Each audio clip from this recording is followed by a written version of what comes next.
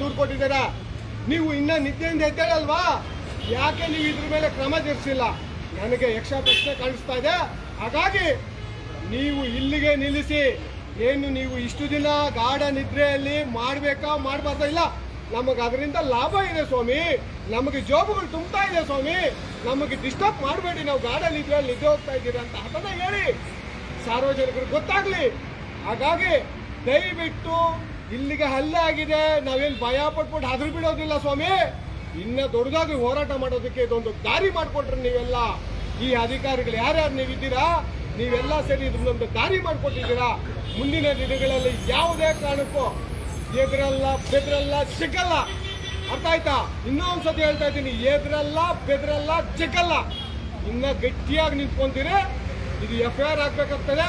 ಅವ್ರು ಯಾರು ಗೂಂಡಾ ರೀತಿಯಲ್ಲಿ ನಡ್ಕೊಂಡಿದ್ದಾನೋ ಅವನ್ನ ಅರೆಸ್ಟ್ ಮಾಡಿ ಕಾನೂನು ರೀತಿ ಕ್ರಮ ಜರುಗಿಸ್ಬೇಕು ಅಂತ ನನ್ನ ಈ ಮುಖಾಂತರ ನಾನು ಎಲ್ಲ ಅಧಿಕಾರಿಗಳಿಗೂ ಮನವಿ ಮಾಡ್ತಾ, ನೀವು EO ಮತ್ತು PDOಗಳೇ ಗಾಢ ನಿದ್ರೆ ಸಾಕು, ಕೆಲಸ ಮಾಡಿ ಸಾರ್ವಜನಿಕರ ಸಂಬಳ ತಗೊಂತೀರಾ, ಅದಕ್ಕೆ ನ್ಯಾಯ ಕೊಡಿಸಿ ಅಂತ ಕೇಳ್ತಾ ಇಲ್ಲಿಗೆ ಸಾಕು.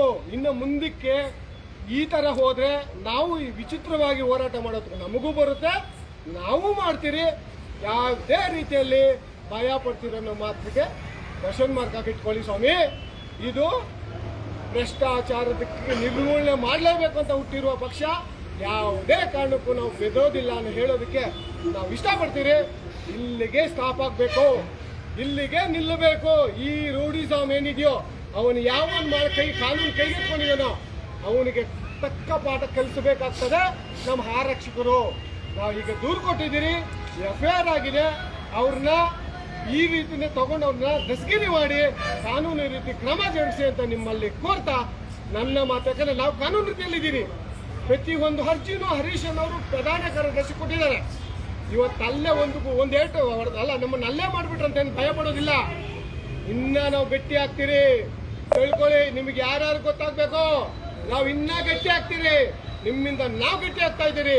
ಇಲ್ಲಿಗೆ ನಿಲ್ಲಿಸಿ ನಿಮ್ಮ ದೌರ್ಜನ್ಯ ದರ್ಪ. ಇಷ್ಟು ಹೇಳ್ತಾ ವೀಕ್ಷಕರೇ ನಾನು ಮಾತು ಮುಗಿಸ್ತಾ ಇದ್ದೀನಿ. ನಮಸ್ಕಾರ.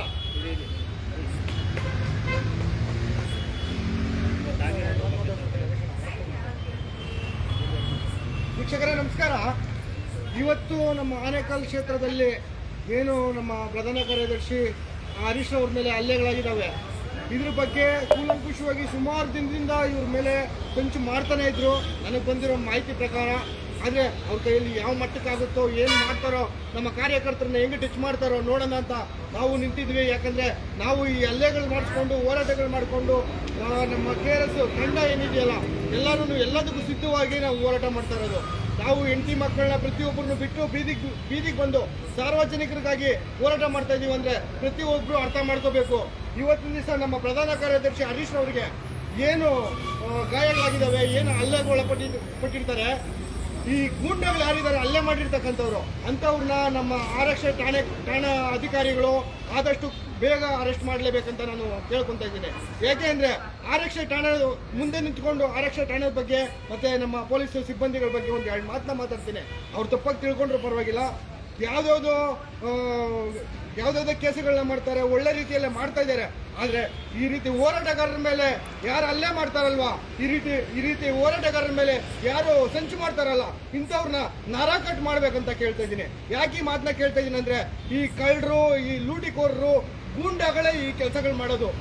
ಏಕೆಂದರೆ ನಮ್ಮಂಥ ಹೋರಾಟಗಾರರು ಹುಟ್ಕೋಬೇಕಂದ್ರೆ ಕಾರಣ ಯಾರು? ಇಂಥ ಕಳ್ಳರು, ಕಾಕರು, ಗೂಂಡಾಗಳು ಇವರೇ ಅಲ್ವಾ. ಮುಖ್ಯವಾಗಿ ನಮ್ಮ KRS ಪಾರ್ಟಿಯಲ್ಲಿ ಎಲ್ಲದಕ್ಕೂ ಸಿದ್ಧವಾಗಿ ನಮ್ಮ ದುಡ್ಡಿಂದ, ನಮ್ಮ ಹಣದಿಂದ, ನಮ್ಮ ಪೆಟ್ರೋಲ್ ಖರ್ಚು ಮಾಡಿಕೊಂಡು ನಾವು ನ್ಯಾಯ ನೀತಿಯಿಂದ ಹೋರಾಟ ಮಾಡ್ತಾ ಇದ್ದೀವಿ. ನ್ಯಾಯ ನೀತಿಯಿಂದ ಸಾರ್ವಜನಿಕರಿಗೆ ಒಳ್ಳೆಯದಾಗೋ ರೀತಿಯಲ್ಲಿ ಮಾಡ್ತಾ ಇದ್ದೀವಿ ಅಂದರೆ ಅದು ನಮ್ಮ ವೈಯಕ್ತಿಕ, ನಮ್ಮ ಸ್ವಾರ್ಥಕ್ಕಲ್ಲ, ಸಾರ್ವಜನಿಕರು ಮತ್ತು ನಮ್ಮ ಸಮಾಜ ಬದಲಾವಣೆ ಆಗಲಿ ಅಂತ